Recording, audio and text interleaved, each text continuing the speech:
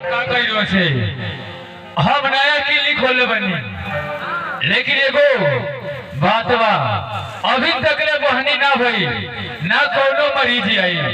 अच्छा इंतजार करता नहीं, कोनो मरीज तो जरूर आई। अच्छा चलता नहीं हम यह मुरली गाँव डॉक्टर साहब के क्लिनिक ये हो। बाप रे बापारा मरीज आई बा मरीज ऐसे जितना बैठल पैसा मरीज ही हो। लाइन लगो अरे बाप अभी लाइन लगा अभी लाइन में रहा आई खड़ा बन गई लोगवा वो लाइन में लगो अरे बाप रे डॉक्टर साहब से एक बार भेंट ना लाइन में रहा लाइन में डायरेक्ट हम डॉक्टर साहब से भेंट करा था और डॉक्टर साहब के देखा था कहना मारी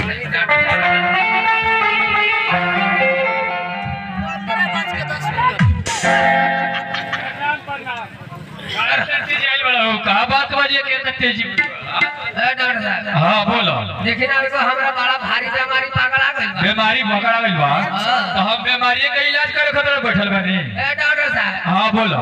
देखिए ना ऐसा ही बीमारी धइला बा हमरा के हाँ कि बीमारी के कोनो डॉक्टर ठीक नहीं है कर कोनो डॉक्टर नहीं खी सका। कोनो डॉक्टर नहीं है सका। अच्छा हमरा लगे आइल बड़ो, अगर हमरा से कंट्रोल हो जाए रही तो जरूर तरह के हम बताएं। निमन को दे हाँ पहले बताओ कि कौन बीमारी है। डॉक्टर साहब और वो तो खूब जानी कि नीतीश कुमार बिहार में बंद कर देला बंद कर दे कौन चीज? दारू। हाँ ते तरह कहो कि दारू बंद कर दे। बिहार में डॉक्टर साहब दारू नहीं है मिला। अच्छा साइकिल चलाते चलाते चल जाली नेपाल में। ओ मुरैया बाजार। मुरैया बाजार में। हाँ आगे बताओ। जब नेपाल में जानी हाँ एक बोतल मारे एक बोतल मारे। अच्छा जब एक बोतल मार लेनी हाँ कुछ ना बुझल ये डॉक्टर साहब। एक बोतल में कुछ ना बुझाला। कुछ ना बुझल। अच्छा आगे बताओ। जब दू बोतल मार लेनी तो मन करला जे कब हम जूता से पीटा जाए। ई बात बा।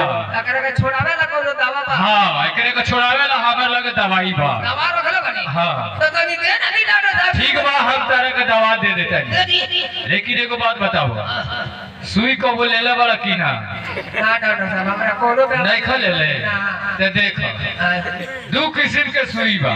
अच्छा जौन एक किस्म के सुई बा तन 1000 में एगुड़े पड़ी, समझ गेलो? 1000 में एक एगुड़े पड़ी। अच्छा आ जौन 3 किस्म के सुई बा हां उ रोज रोज पड़ी, जौन 500 में पड़ी। ई बताओ कि 3 किस्म वाला लो आ कि एक किस्म वाला लो बताओ। अच्छा डॉक्टर साहब एक किस्म का कोई 3 किस्म के सुई होला क्या होला? कहा जा बारो डॉक्टर हो जान पता। डॉक्टर साहब तो है ना हटम तनी पाछवा एक किस्म के जौन सुई बा उ एगो परी तो निमन हो जाए। आ जौन एक किस्म के 3 किस्म के डॉक्टर साहब बताओ तनी उ 3 किस्म के जौन सुई बा उ का 2 महीना में एगो परी तो 3 महीना में 3 गो परी तो के जाई महीना में एक बेर घोपो आवे 3 महीना में 3 बेर घोपो आवे के परी।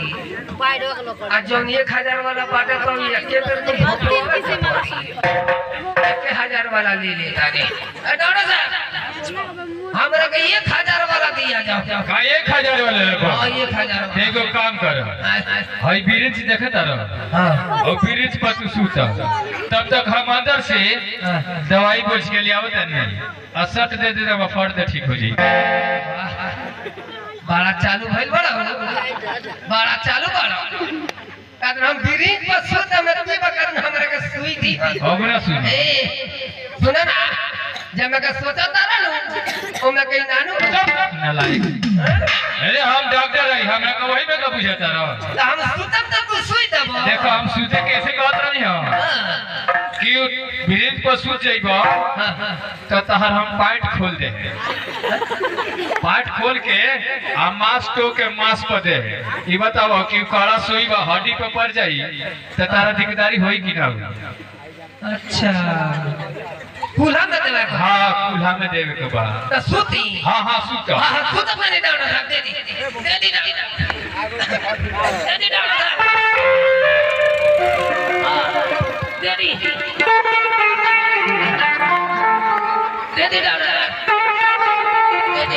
सूत गइल बा ना रे हम आवत नहीं दे दी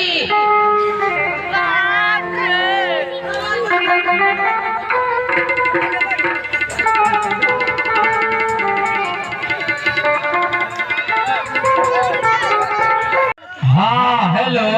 हाँ ये डॉक्टर साहब। अच्छा ये बताओ कि हमार नाम पता पूछ ले लो आ तू के बोला तारू? हम रामकली बोलता नहीं। अच्छा रामकली बोला तारू। आ भक्त चोढ़ला कहाँ गइल बा हो?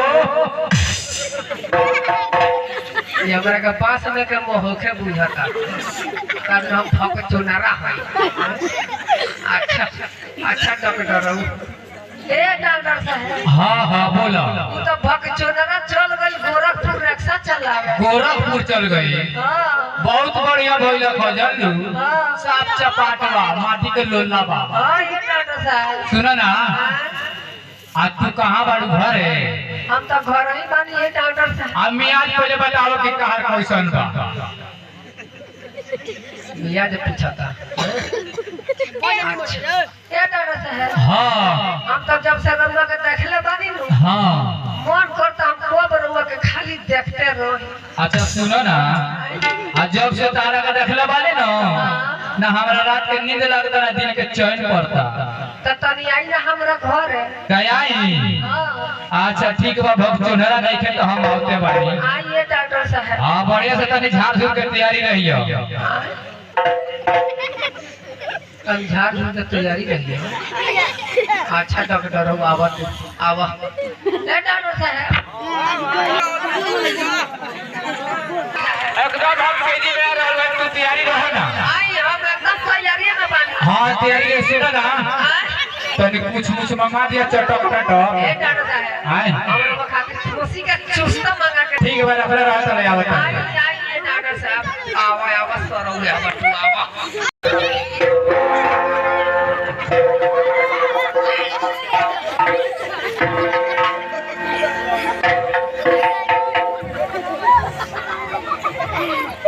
निकाला लाठी फाड़ा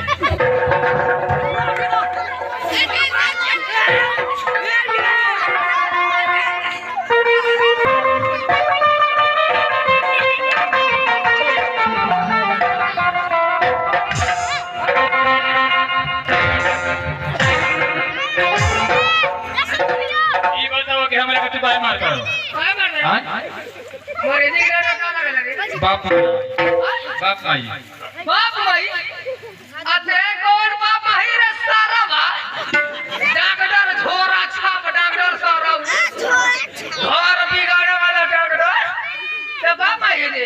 अच्छा छोड़ दे जाए अब से ना करे मैं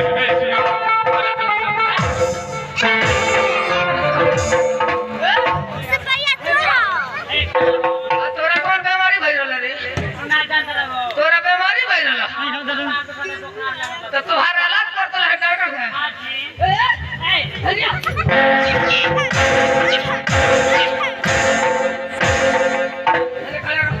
दीदी को हम मुका में दीदी काय कर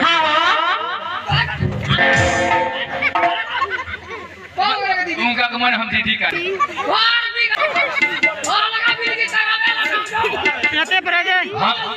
हम दीदी कही। अच्छा कह देम तो माफ कर दे बनो आलोक से माफ करा दे बनो एकरा बाद में गलती हम ए दीदी हो ये तरह के मेरी 3 बेर तुम एथी लगावत रहा दोबारा ना कहला वो तो नहीं के करे के सापा तो ए हमार दीदी काहे वैसन कोई तू ऐसन कोई